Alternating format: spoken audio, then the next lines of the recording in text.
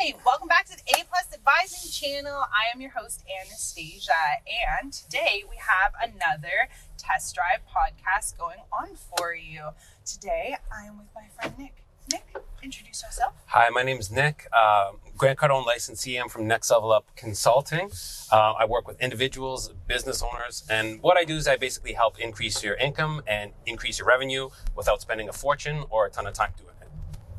All right, so the reason why I have you and your expertise and your big, beautiful brain on the episode today is because I think that service advisors don't take advantage of the different types of sales training that are out there. I don't feel like service advisors, and you have a background in the dealership world, so you've met a few 20 years. 20 years I was in automotive sales. Just the same as I never bring anybody on here that doesn't know what they're talking about, that hasn't done their time at a dealership and hasn't gone through the trenches like we have. Sounds like prison. It's like, have you done your time? How long did you do? I did 5 to 10 at Nissan. Yeah, oh God. 2 years, I did a 2-year bid at Honda. We had a couple rough years in solitary Chrysler confinement. Yeah. But no, I think that if you haven't been in the business, you don't understand it. And like, if you can't put 3 different acronyms into one functioning sentence, like, you can't hang. You can't hang. So I noticed that my service advising got better when I started to expose myself to a little bit more of the sales side and the different trainings that went on. Read books by Grant Cardone, and I also went to training with Dwayne Marino and things like that. And I realized that as much as this is all geared towards the sales department, all of these principles could really be attached to service advising. So totally. What do you think about service advising and like people creating their own personal brand?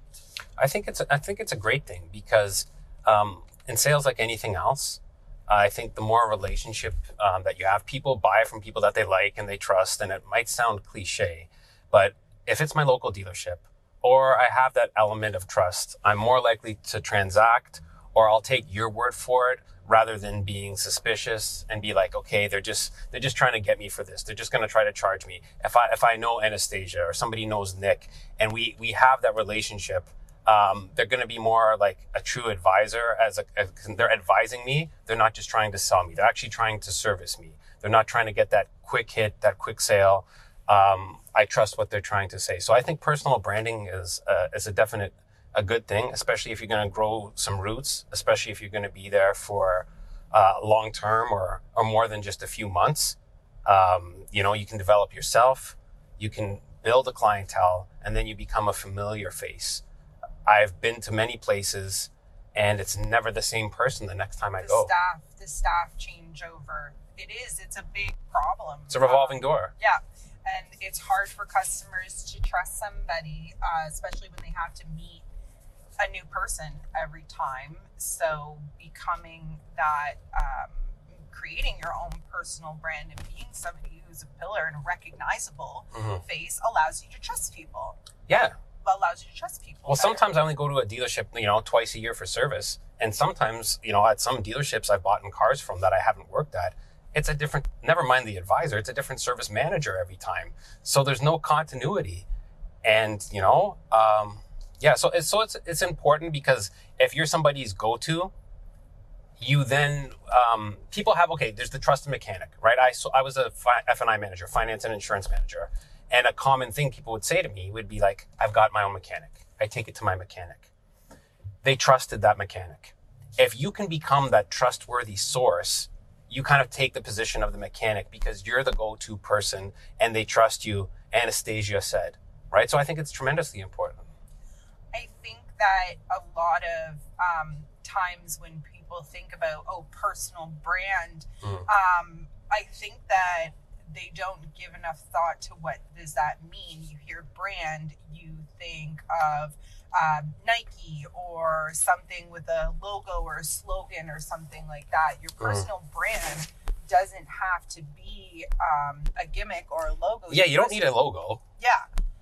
So just how may somebody who kind of wants to starting their brand, what are some of the advice that you would give them? What are some of maybe the starter points of beginning your brand, aside from sticking your butt in one chair for longer than a couple of months? Yeah, well, like, yeah, just that's not going to build a brand. I mean, that's just working somewhere for a period of time. Basically, like anything else, you need to make the decision that, hey, this is what I'm going to do. You need to make a decision. Then you need to learn about it, and then what is the separation going to be? Like, you need to be able to answer the questions: why should somebody service A with my dealership? Why should somebody service with this brand?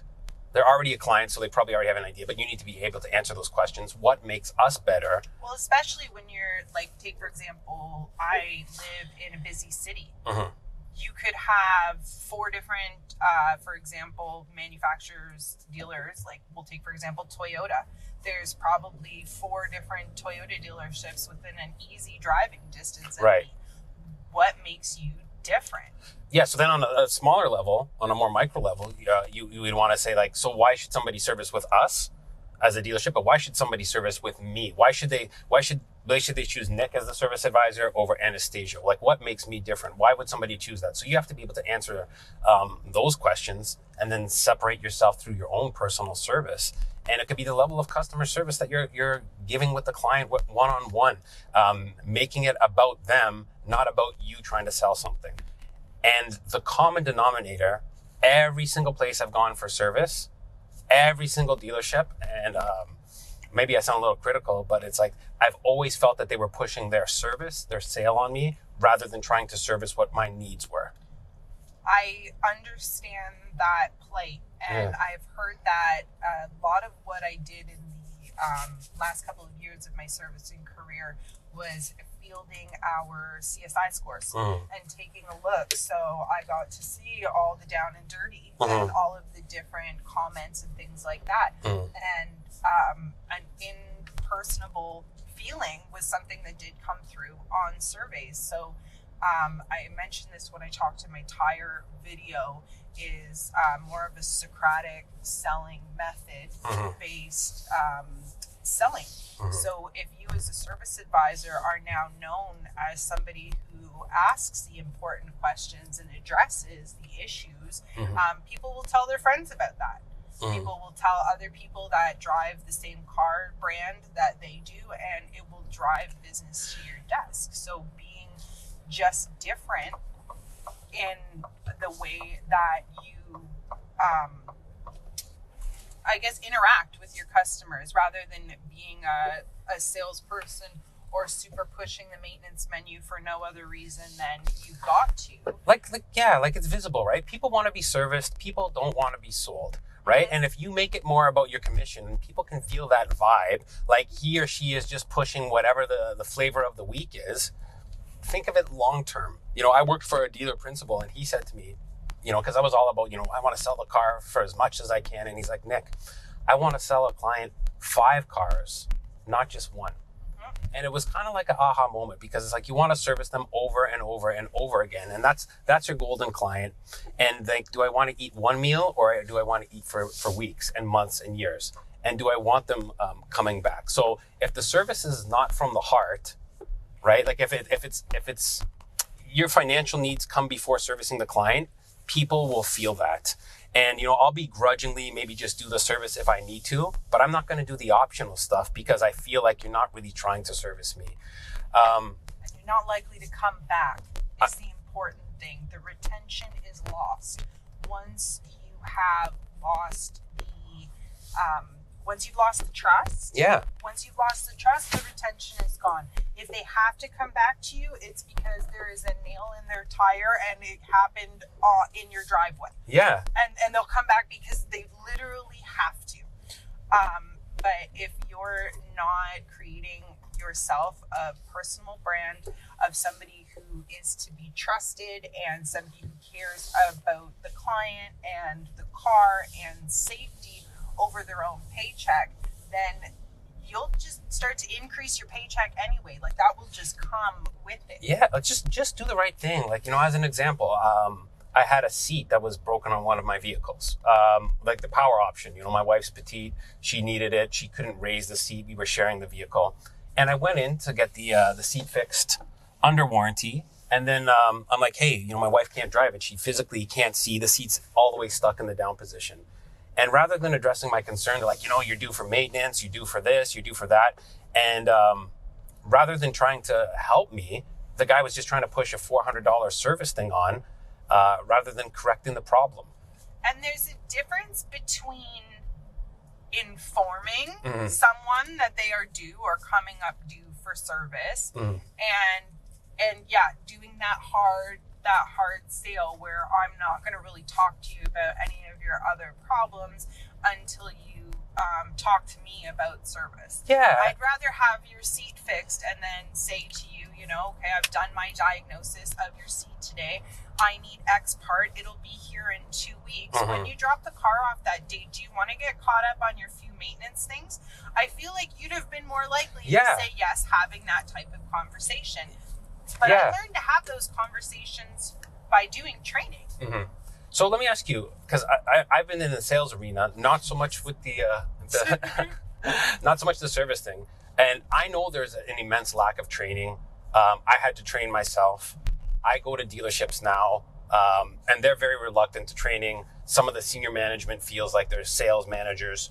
That's what we pay them for. They should be doing it. Yet they might not have time. I mean, I was a sales manager. There's not always time to do training because you're managing a large department. You're trying to sell cars. You're trying to get production. Training sometimes falls by the wayside. Sometimes there's a little bit, but it's not necessarily ongoing. There's not accountability. Do like most dealerships, like in the service side of things, do they offer service advisors anything in the way of training, like how to sell? If you're lucky. How to close, how to menu present. If you're lucky. Do they instruct, like, is there anything that goes on, or is it like, what's involved? Do they, like, what are the prerequisites to be an advisor? Do you have to maintain stuff? Like, how do they teach you guys how to sell? Because sales and customer service is a huge part of your job. And then they also expect you to do a 99% customer satisfaction CSI. How do you adhere to all that and still close with training or without training? So generally, not many people land right into a service advisor position or a full-fledged service advisor position. Okay. There's usually certain levels to it. Sometimes people start in the BDC or they'll start as an express advisor, oil changes, tires, just to kind of get their feet wet the same way as an apprentice technician would go through that. Most of the training is done on product specifically through the manufacturer, and it is more sales-based than service-based. So your job as a service advisor is more sales-based than service-based. It's interesting because people don't look at it like that. It is selling. Like, I wanted to cancel the word, but they call it an upsell. Oh, that's the part. As opposed to it's a recommendation. Is there pressure from the your service manager or from the dealerships to sell? Depending on the manager, 100%. And like, your bonus plan, if you understand your bonus plan, then you should understand what you need to sell. Most bonus plans are going to be a mix of your customer pay labor and your parts sales and your CSI scores. So if you can understand that, sometimes I worked at a dealer that gave an extra bonus for alignment. Okay. That if you had a certain amount of your work orders had alignments on them.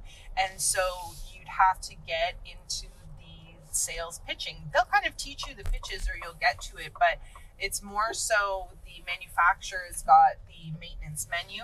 Sometimes the dealer will add other things on there. Like, you're never going to see alignment on a manufacturer's maintenance menu. You're very rarely going to see things like coolant flushing or transmission flushing. Those are usually things that the technician will identify, and then I gotta sell to you. But they don't really train you. Most sales, they don't really train the service advisors how to ask the correct questions, how to offer, how to overcome objections. Nope. I've seen it. I worked for one dealer that trained the service advisors, and it was an online training that we did, and I appreciated it, and I still use certain parts of that today. Do I use everything? No, I'm sorry, Mr. JC, I did not use everything out of your training, but things like rather than if most service advisors aren't told, so they will go and they'll say, okay, sir, you need an air filter is $29.95, and you need a cabin filter is $52.95, and you need alignments $139.95, and then it's gonna be $8.95 altogether. So at that point, the customer is gonna start picking and choosing. Whereas me, the little bit of service training that I did, which helped me make so much money throughout the rest of my career, was full package selling. Sir, you need your air filter change, you need your cabin filter change, the vehicle is due for an alignment. With all the other work we've had today, it's going to be $8.95. Okay. When you make every item as important as the item behind it, then there's less of a chance that the customer is going to need to pick and choose. Okay. And you find that they're only picking and choosing when you're giving them the option to pick and choose. So I hope you all noted that really good little bit of training and sales tactic that was in there. It's a full package selling. I will do a whole episode just full package selling for you guys. But that's a whole reason why I actually started the A+ Advising project, was because service advisors aren't given that.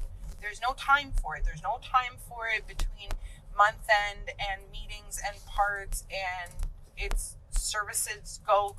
The car's got to get ready. The car's got to get cleaned. It's not as there's not as much time for service advisors. There's very little downtime, or there should be very little downtime. Yeah, because most dealerships, are busy, or they're most places that I go to, sometimes it's challenging to make an appointment. So nobody's really making time for sales, or to learn that, or to continuously improve, yet they want the results. And if they had those skills, would you say like your life as a service advisor would be easier if you had a better understanding or knowledge of selling? 100%. Do you think you'd have better interactions with clients, or better CSI scores, or more satisfied? Like, is it a stress? It sounds like a stressful environment. Is it stressful? It does happen it can get stressful. People are super passionate about their cars, especially when there's something wrong with it. Because for us, do they take it personally? Oh, a lot of you have to be very careful about how you say things, especially if it's damage. Okay. So things like a customer may think that their brand new car, whatever is wrong with it, is covered. Take your seat, for example. If I found that somebody poured half a can of Coke down the buttons for not a your warranty seat, job that anymore. is no longer a warranty issue. Right. So I have to have the very careful conversation with you that I'm sorry that your 2021 MDX is not going up and down, but you may want to take this one out of your son's college fund, because the apple juice that he's poured all over it is not working. There's always a degree of responsibility. Like, customers aren't always right. Things do go wrong. But just to touch on your earlier point about personal branding, being in sales, if you're a familiar face and not a foreign one, people are going to have that level of comfort. There's going to be that level of trust. The second and third and fourth sale are always easier. So I would definitely say build your client base. Like, I'm not advocating this, but I mean, if you do have to go somewhere else, or you're in the industry, or as you evolve, if you have people who know you and like you, they will follow you. And then if you go somewhere else, you don't have to start from scratch.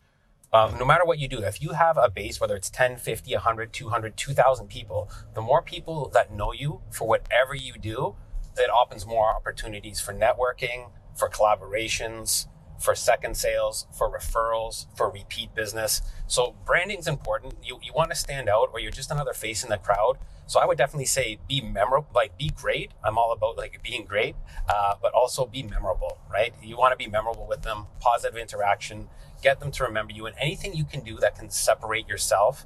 And where do you have time to do it? You just have to make the decision, or you'll be average. So it could be a thank you follow-up. You probably have a CRM there, but what's the extra mile? Is it the extra text you do yourself to the 10 or 15 people you see a day? Is it the extra personal phone call? Are you going to send out a letter? It takes that, none of that. I know that happens on the sales side. I know that sales, but not enough. Never happens on the service side.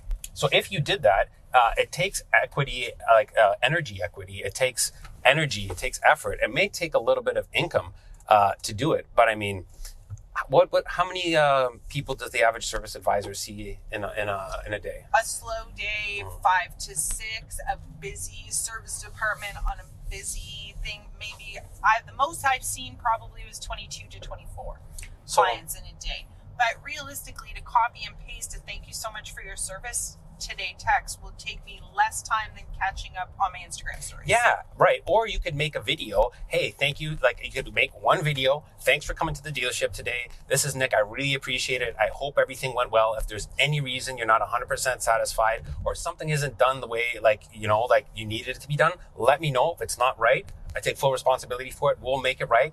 Hit me up, send me a message. I'm here for you now. I'm here for you in the future, right? And I look forward to seeing you on your next visit, right? Matter of fact, I can schedule it right now. Text me back when you'd like to book in the next one. And that's a great way of getting customer retention is the book back right after service, is pre-booking your next service, things like that, letting them know you've pre-booked their next service for 6 months. If you're comfortable in front of the video, why not make some how-to videos? And like most Facebooks have, everybody with Facebook, most Facebooks, most communities have a Facebook group for their direct community. I'm a member of the community that we're in right now for Pickering Bay Ridges. I'm in my Scarborough group for where I live. So if you were to start posting how to boost your battery on a cold day videos in your local Facebook group, that can start drawing customers right to your desk. And I don't think that those are things that are thought of or utilized in service. It doesn't take a lot of money. It takes making a decision. It takes effort. If you don't have clients, you don't have enough clients, or things are hard for you, take care of the people that are already there. You probably didn't have to pay to build the dealership. You certainly didn't have to pay to generate the cars. But if they're already coming to you and you have the opportunity, use that relationship, leverage it, pour some energy into it, make people feel good, make people feel special at the end of the day, make them feel valued, do it through your actions, not just your words, right? Like, it's what people do, not what people say that's valuable. And if my service advisor, nobody's ever done that. I've had sales reps do it, but if they actually followed up with me, actually made me feel like they give a damn, actually made me feel like a human, that they cared about my business or valued it, I'd be a lot more receptive. The purse strings would probably loosen up a lot more. I'd be like, yeah, you know what? She's really cool. She made me feel good. She followed up. Even if I didn't need it, I might do an optional recommended thing. So you have to make the decision that's what you want to do. It can make your life easier. It can make your job feel easier, because then instead of grinding or feeling forced or pushing stuff down people's throat, you're more having a conversation, not a presentation. And you're just giving them options and choice of support decisions, and then they can choose what would best serve them, and they trust you because you're a familiar face, not a foreign one. And the more continuity you have by staying at that place and staying engaged with them, it's more like seeing a friend. It's more like seeing a neighbor. It's not like, who's this person, or this guy's just trying to sell me some stuff. They actually look forward to going there because you're a good vibe. They're like, oh, I like going there. You know what I mean? She's always in a good mood. She's always happy. So you got to show up as that version of yourself when you're interacting with the client. I think that there is, We interrupt this podcast for a quick word from our sponsors. A special thank you to Minute Maid Triangle Iced Slushy Things, the Super Soaker 50, and Family Matters, the only TV show that hasn't been destroyed by a remake. Now, back to our podcast. The thing that I was so rudely interrupted by the change the mic alarm was that I think that service advisors need to start being a little bit more humble and grateful for the business that is handed to them. Yeah. I don't think they understand how hard salespeople have to fight. And I'm a non-big licensed sales representative. I sold cars. I've sat on both sides. Well, even being now like a entrepreneur or solopreneur or doing my own thing, I'm affiliated with one of the best brands in the world, but it's different because I really see the difference now. Working at a dealership that had a marketing department, that did the advertising, that when I was an F&I manager, finance and insurance, for those who don't know the term, most people watching this probably will, but the sales department would sell 40, 60, 100 clients, and I had those 100 clients. I didn't have to do all that work. So as just walked over to your office, it got to the point where, probably there were some days where you and the other guy were just like, nah, I need a coffee, you go take it. You know what I mean? When you're at the point where you have the luxury of handing business off, I think that it's really taken for granted. It is, because you don't realize it until if you had to generate it all by yourself, it's way harder. A lot of people think they're my client, that's my client. technically, it's probably the dealership has a lot more skin in the game than you do. So when we have opportunities to work for these places, if you take care of your clientele, they will take care of you. But you have to make the decision. You have to want to do it. Then you have to take the initiative, and you have to do it consistently. It's not a once a week thing. No, It's not like Fantastic Fanny on Friday and everybody just book your appointments on Friday if you want to get Fantastic. that's the hardest thing. So you have to show up on a regular basis. Like, frequency leads to greatness. So you have to make the decision to be great. Then you got to show up. Then you got to do it consistently and frequently over long periods of time. So most people what I see is most people are okay with being average or less than average, or they'd rather complain than doing something about it. But there are choices. Those who take the initiative are the people who are always at the top of the sales board. They always seem to be in a good mood. They're able to handle the business. They have their clientele because they're actively working towards it. They're taking care of their clients. They're building relationships. They're building rapport. They genuinely care. So if you want to, those are the steps. Take the initiative, make the decision, and take actions that set yourself apart from being average. Do more than what you think. And a weird phenomenon is the more you do, the more you can do. The more you do, the easier it gets. And you'll develop a good habit of following up your people, calling them, sending video messages. Do stuff that other people refuse to do. Do stuff that other service advisors aren't doing in the market. Think of something that would be the most impressive thing. It takes so little. Yeah. It takes so little to be different. Yeah. Just that 1%. Yeah. And that power of tiny games. Sorry to cut you off. No, Mike said it was totally cool during podcast. Yeah, cut me off. It's all good. And we read about it, and that You're hijacking the show, Nick. I want to talk. It's my show. What do you think they should do with all their money when they make it?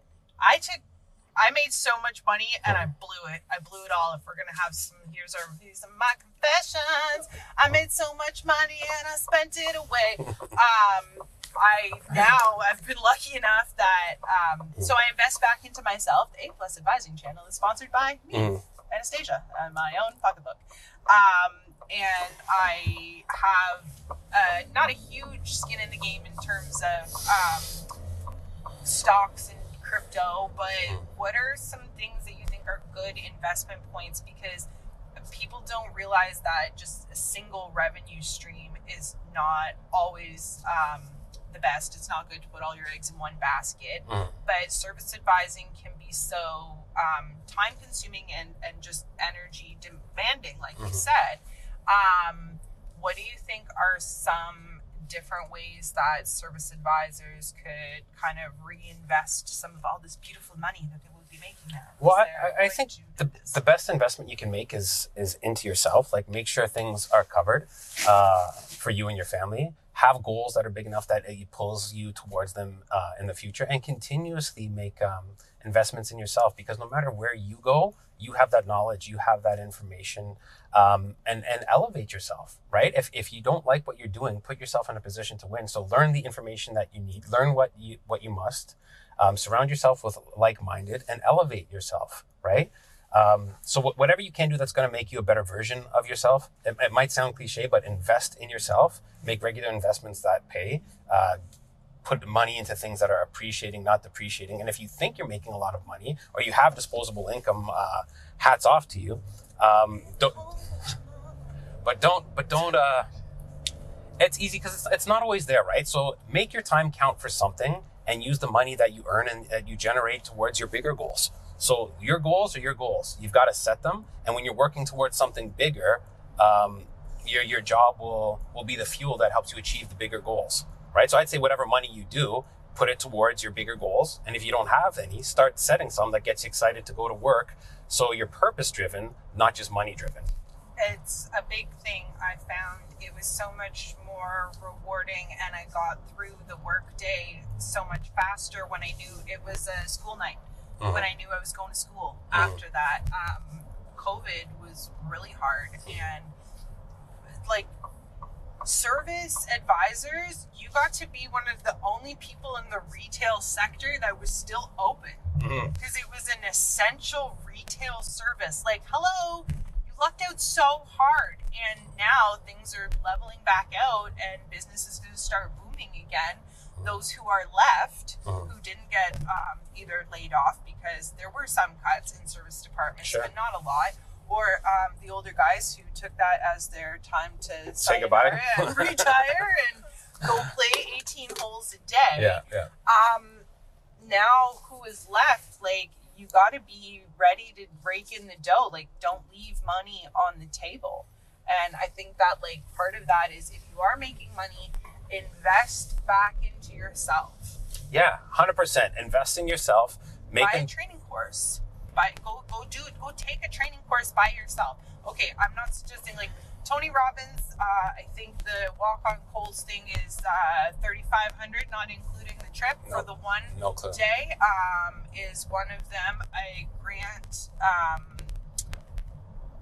Can the public still go and see Grant for different training sessions? Absolutely.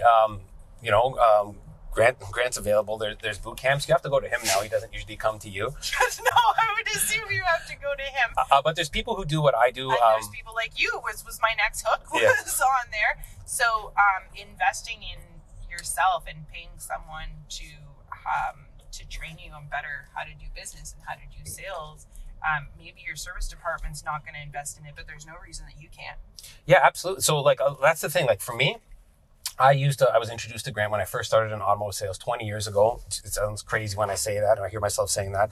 But I made investments in myself because the dealerships that I worked at didn't pay for my training. They just threw me to the floor. They're like, kid, go sell cars, sink or swim if you make it or not. But they wanted the results. And I see a lot of dealerships, they'll pay more for the janitorial staff or the people that cleans their cars than investing in their people, for whatever the case may be. I have clients now who work at dealerships that actually pay me thousands of dollars to help train them and coach them so they can get results, and they're making tens of thousands of dollars a month. So the people who invest in themselves do it. I bought programs for thousands of dollars. And this is not a sales pitch, but I got the information necessary to put myself in a position to win. You can do it for free. Okay, you can go to the library and get a book. You can buy a book for $20, right? You can do stuff. There's lots of sources that if you don't have the money, you can do it very affordably. And then if you want the next level of service, you could work with somebody like Anastasia or myself that's going to hold your hand and do it with you. Sales is something that we can't do for you, right? We can't hop at your store and become your service advisor or your salesperson or your sales manager. Can't afford me. No, but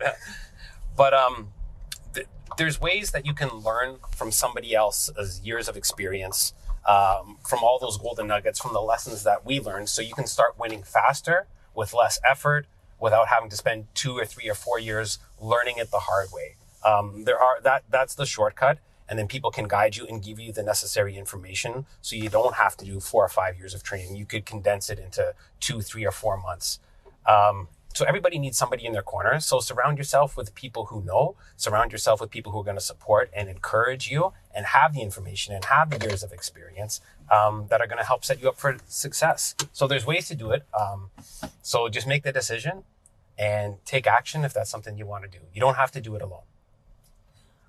Thank you so much for spending some of your very, very busy and very, very expensive time with me to do this. So to kind of sum up what we're talking about today, be someone who you can be trusted in your community. Stick at one store as long as you can. Build as much rapport as you can. Start investing your money back into yourself in different forms of education. Surround yourself with like-minded, awesome people who are driven like you are, and set yourself up with some goals. That's another thing. Seek it out, because sometimes, guys, in a sales environment or a retail environment, it can be very challenging. The atmosphere you might work in might not always be the most positive one. So as individuals, we got to stay positive. So positive content, like-minded, because the rest of the world might not be there. And in sales, your attitude is your most valuable asset, whether it's retail sales or on the service side. So whatever you can do that's going to keep yourself positive will only help you. So don't go in alone. Surround yourself with like-minded. Yeah, right? Let them haters hate and just go on in and just... you can do this, and you can make a lot of money in this business.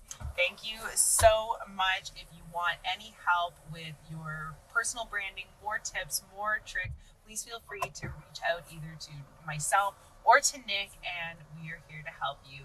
That is it for this episode of the Service Advisor Test Drive, and I look forward to seeing you guys all next week. Bye! Let me turn it off. Mike, turn it off!